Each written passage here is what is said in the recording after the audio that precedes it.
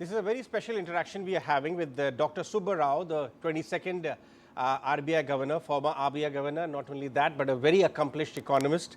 Dr. Subba Rao, thanks so much for chatting with us from the sidelines of the CFA India Conference this time. It's such a pleasure and honor to be interacting with you in this environment. Thank you. Dr. Subba Rao, I can't help but want to start this discussion with the global environment in which India is operating. Everybody is applauding the kind of growth we are seeing. Several agencies, including our own RBI governor, has upgraded the India growth outlook very recently in the last monetary policy meet. But the overall global environment isn't in very good shape. How are you analyzing things right now? How challenging will it be for us to, as an economy, to outperform a global gloomy backdrop?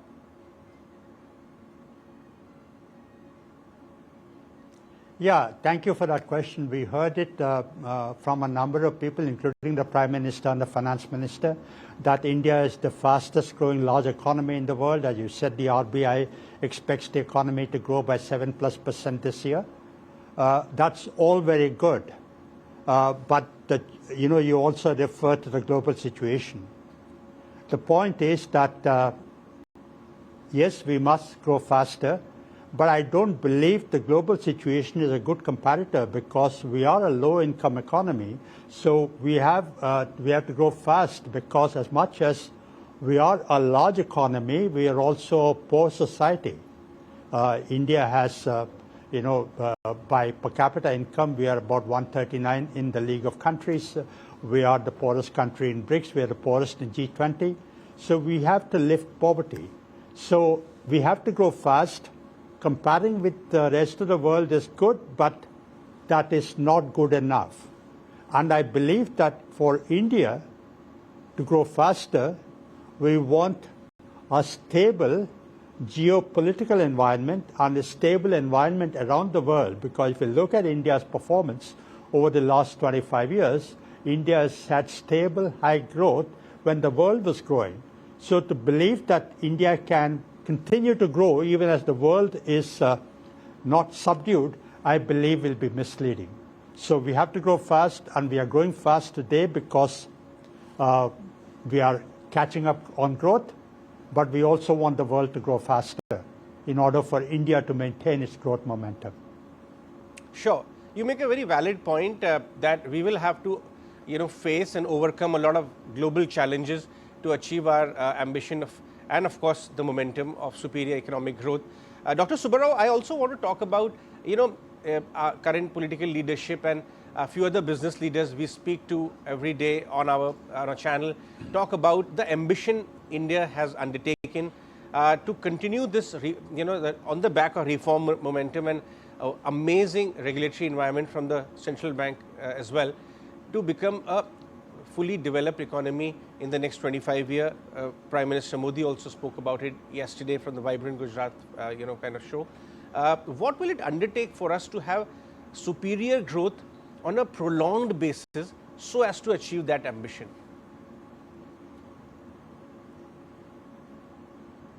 Yeah, to put your question in perspective, we're the 5th largest economy in the world today. And the Prime Minister at the Vibrant Gujarat Summit said that we'll become the 3rd largest economy soon.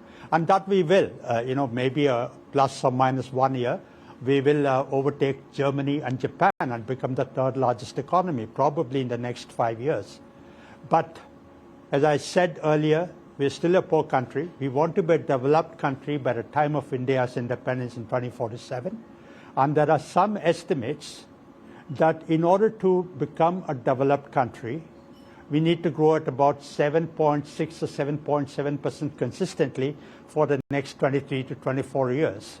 And look at our track record. India has never ever clocked growth of over 7.5% for 3 consecutive years. So we need to grow rapidly and maintain a rapid growth rate like China did. And I think we need to focus on 2 things as we go forward. Not only do we need to grow rapidly, we need to ensure that the benefits of growth are widely shared. And for this, we need to look at inequalities. We used to learn in economics that economic growth actually trickles down, but we now know that economic growth actually trickles up. And inequalities are widening across the world, and inequalities are widening within India. The World Inequality Report said that India is one of the most unequal societies in the world. And inequalities are not just morally wrong, politically corrosive, they're also bad economics, particularly in the Indian context. Because for us to grow, we need to focus on the bottom segment, because if their incomes improve, they will consume. And if they consume, they will demand more, will produce more, will generate more jobs, will get onto a virtuous cycle. So I believe we need to focus on reducing inequality. And second thing we need to focus is jobs. Unemployment rate is 8 or 10%. We don't have accurate estimates. And youth unemployment is as high as 40%. So we need to focus not just on accelerating the growth rate, but we need to generate job-intensive growth. So we need to focus on inequality and on generating jobs in order to ensure that we become a developed country by 2047. Dr. Subba Rao, we have seen a host of reform initiatives taken by various ministries. There we also speak about some early signs of capex recovery, the kind of a capex momentum, early signs coming in from business leaders as well. What else would it take, in your view, in terms of specifics? What direction would policymakers and business leaders both will have to take so that we move towards that goal? And of course, in the medium time, more medium term, also reap benefits of a much more prosperous economy. Yeah. So I wish I could be original on this, but India is such a heavily researched country. India is such a heavily commented upon country that I cannot say anything new on this. Yes, like you mentioned, increased public capex is a good thing. We're building infrastructure which is productive capacity for tomorrow, but we need private investment to take on. And private investment remained subdued for the last 10 years because of balance sheet problems, etc. But even today, after the balance sheet problem has been largely redressed, private investment is not picking up. So we need domestic private investment. We need foreign private investment to come in. We need structural reforms.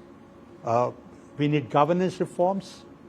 We need to improve our education and health. We need to improve our skills.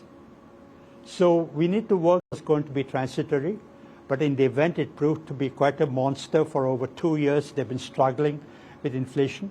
We in India have struggled with inflation. The Reserve Bank has done an amazing job in bringing down inflation within the tolerance band, but it is still above the midpoint of the band. So as much as central banks have done their job in taming inflation, there is still concern about when they can actually declare victory.